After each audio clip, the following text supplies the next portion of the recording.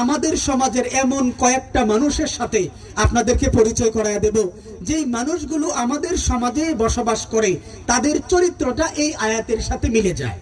প্রশ্ন হলো, মানুষের চরিত্র কোরআনের আয়াতের সাথে মিলে যায় কারণ কি? দেখবেন আমরা বক্তারা বড় বিপদে আছি। নুরুল ইসলাম ভাই আছেন, আশেপাশে যে সমস্ত ভাইয়েরা আছেন তারা জানেন কত বিপদ আমাদের। আমরা যখন আলোচনা করতে যাই তখন আমাদের কানে কানে বলে দেওয়া হয়, হুজুর আর যাই করেন রাজনীতি কোনো কথাবার্তা বললেন না। কি বললেন না? রাজনীতি কোনো কথাবার্তা বললেন না। কেন বললেন না? আমরা যখন রাজনৈতিক কথা বলি, হুজুররা যখন রাজনৈতিক কথা বলে, হুজুররা যখন কোরআন থেকে কথা বলে, এগুলি মূলত রাজনৈতিক কথা নয়, বরং কোরআন থেকে যখন হক কথাগুলি বলে, আমাদের সমাজের কিছু মানুষের চরিত্র কোরআনের বিপরীত হওয়ার কারণে এই লোকগুলির গায়ের মধ্যে গিয়ে পড়ে যায়। তখন তারা বলে, হুজুর তো ভালোই ওয়াজ করছে কিন্তু মধ্যে মধ্যে রাজনীতিও করছে। এরকম বলে নাকি বলে না? প্রিয় ভাইয়েরা আমার, পবিত্র কোরআনুল কারীমের আলোচ্য বিষয় হলো একটা। কয়টা? আপনারা আমার কথা বুঝতেছেন? পবিত্র কোরআনুল কারীমের আলোচ্য বিষয় হলো একটা, সেটা হলো পবিত্র কোরআনের আলোচ্য বিষয় হলো মানুষ। আল্লাহ তাআলা সূরা ইব্রাহিমের ১ম নম্বর আয়াতে বলেছেন, কোরআনকে তিনি নাজিল করেছেন লিতুখরিজান নাস মিনাজ যুলুমাতি ইলান নূর।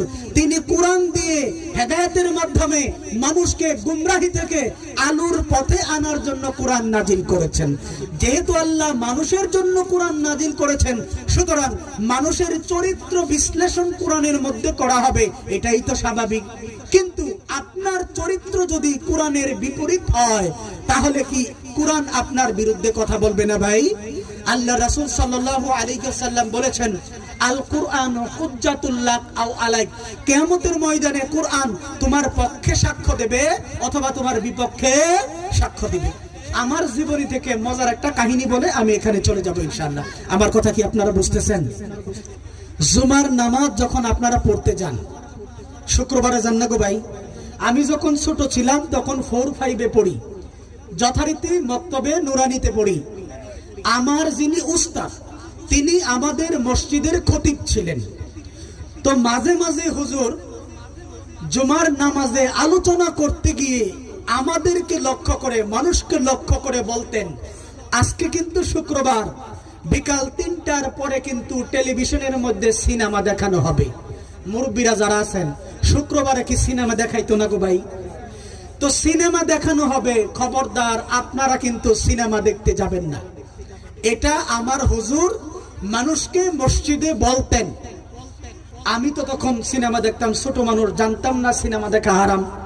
তখন মনে মনে বলতাম, হুজুর সব ওয়াজ করে কিন্তু এই কথাটা কি লেগে কয়?